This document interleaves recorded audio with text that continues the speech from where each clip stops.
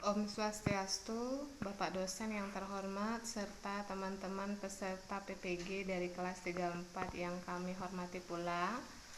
Izinkan saya, Kadek Widiasih SPD, kelas 34 grup 6 yang akan mempresentasikan perangkat dalam rangka memenuhi tugas diskusi maupun tugas dalam modul perangkat pembelajaran di kegiatan PPG ataupun perangkat pembelajaran ini telah kami lakukan juga atau diterapkan juga di sekolah. Namun sebelum lanjut, mari kita berdoa bersama dengan melafalkan mantra Om Anubadrah Kratawoyantu Wiswata. Semoga pikiran baik datang dari segala penjuru. Bapak dosen yang kami hormati dan teman-teman semua, adapun hal yang melatar belakangi disusunnya presentasi ini adalah dalam rangka memenuhi salah satu tugas dalam kegiatan pendidikan profesi guru atau PPG dalam jabatan yang merupakan kebijakan dari Kementerian Pendidikan dan Kebudayaan yang juga dilaksanakan oleh Kementerian Agama RI dalam rangka menuntaskan program sertifikasi guru sesuai dengan amanat Undang-Undang Nomor 14 Tahun 2005 tentang guru dan dosen. Ada 4 kompetensi yang akan dimaksimalkan untuk diperdalam oleh para peserta PPG dalam jabatan angkatan kedua tahun ini. Keempat kompetensi itu diantaranya adalah kompetensi pedagogi, kompetensi profesional, kompetensi sosial, dan kompetensi kepribadian.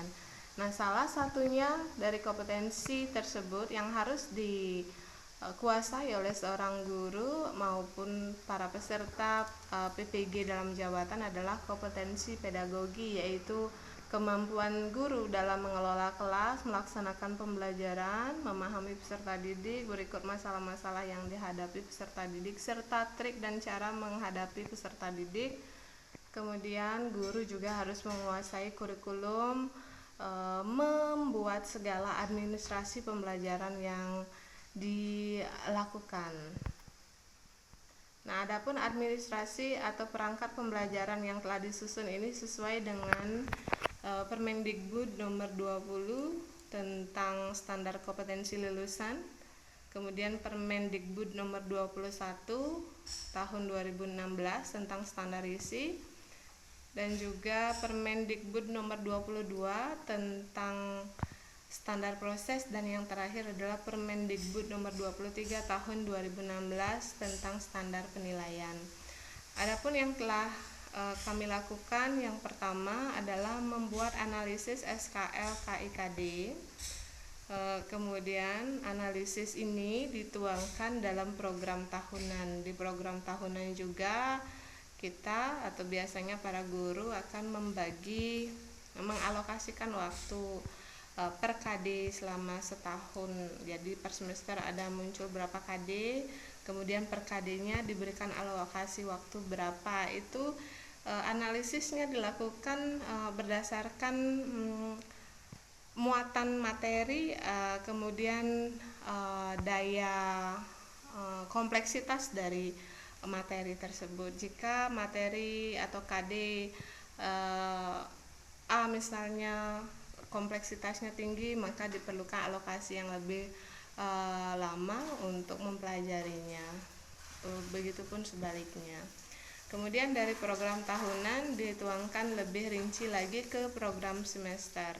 Program semester sudah ada alokasi waktu yang jelas antara bulan, karena ini adalah semester ganjil, jadi dimulai bulan Juli dan berakhir di bulan Desember.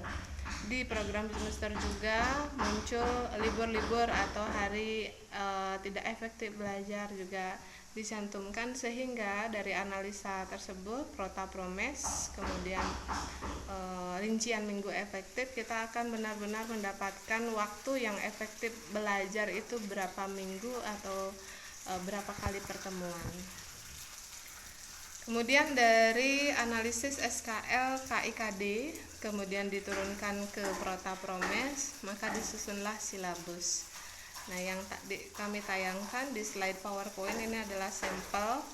Jadi umumnya silabus terdiri dari kompetensi dasar, terdiri dari identitas sekolah, identitas matkul, kelas semester dulu, kemudian baru KI, kemudian KD, indikator pencapaian kompetensi atau IPK, kemudian ada materi pokok, kemudian kegiatan pembelajarannya, kemudian ada penilaiannya, alokasi waktu, kemudian sumber belajar. Dari silabus, langkah selanjutnya yang dilakukan oleh seorang guru adalah menganalisis pengembangan bahan ajar. Jadi dalam bentuk apa? Nah, bentuknya kurang lebih sama seperti silabus, cuman lebih sederhana dan lebih detail. Bentuk bahan ajarnya yang difokuskan dalam bentuk apa? Apakah dia LKPD atau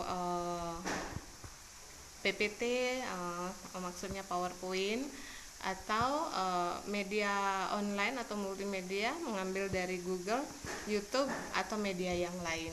Nah, semua dituangkan ke analisis pengembangan bahan ajar. Nah, ini contoh LKPD yang telah dibuat. Maaf, mungkin hanya satu slide karena sebenarnya LKPD-nya bisa terdiri dari beberapa lembar ya, karena keterbatasan menampilkan di slide untuk menyiasati size PPT-nya biar tidak terlalu besar, sehingga hanya dimunculkan sampel-sampelnya saja dalam slide PowerPoint. Nah, ini contoh LKPD yang telah dibuat. Kemudian media pembelajaran PowerPoint yang telah dibuat dengan materi Astanga Yoga.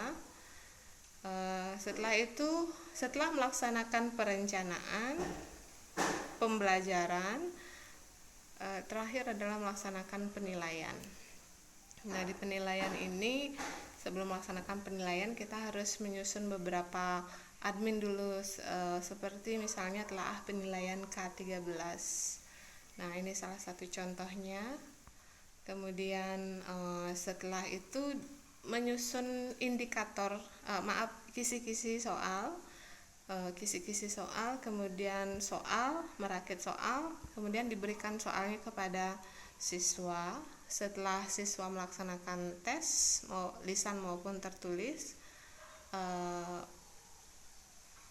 baru dilaksanakan penilaian. Nah, penilaian ini meliputi penilaian sikap terdiri dari sikap spiritual dan sikap sosial. Nah, yang di slide yang Bapak Ibu lihat, ini adalah form observasi jurnal dengan jurnal guru, lembar observasi melalui jurnal guru. Sebenarnya ada banyak metode untuk melakukan observasi sikap spiritual. Nah, kemudian ini form atau lembar pengamatan sikap sosial. Jadi untuk penilaian sikap bisa dilakukan antar teman, penilaian diri, jurnal, dan observasi. Kemudian penilaian selanjutnya adalah penilaian kognitif atau pengetahuan. Nah, ini yang soal yang tadi sudah disusun indikator soalnya, kisi-kisi soalnya, kemudian dituangkan dalam bentuk soal, dituangkan dalam kartu soal, dilengkapi dengan kunci jawaban, kemudian pedoman penskoran. Setelah itu selesai, baru diberikan kepada siswa. Nah, nanti nilainya pun harus dianalisa. Soal yang kita berikan pun harus dianalisa apakah cukup efektif atau tidak, termasuk option pengecohnya juga harus dianalisa, apakah pengecoh tersebut cukup bagus atau masih kurang bagus. Nah, ini Bapak Ibu bisa lihat penilaian keterampilan. Seperti contoh, ini adalah unjuk kerja atau demonstrasi atau praktek, jadi dilihat langsung.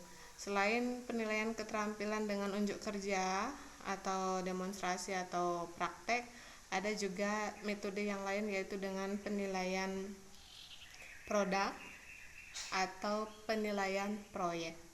Kemudian ada penilaian keterampilan berupa portofolio. Nah, ini sampel saja. Kemudian perangkat pembelajaran yang paling penting disiapkan adalah rancangan pelaksanaan pembelajaran atau RPP.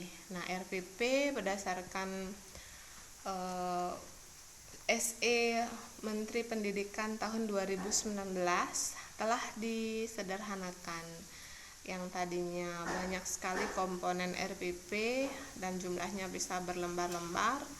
Nah, setelah ada surat edaran Pak Menteri di tahun 2019, RPP disederhanakan hanya cukup memuat 3 komponen, yaitu tujuan, langkah pembelajaran, dan penilaian.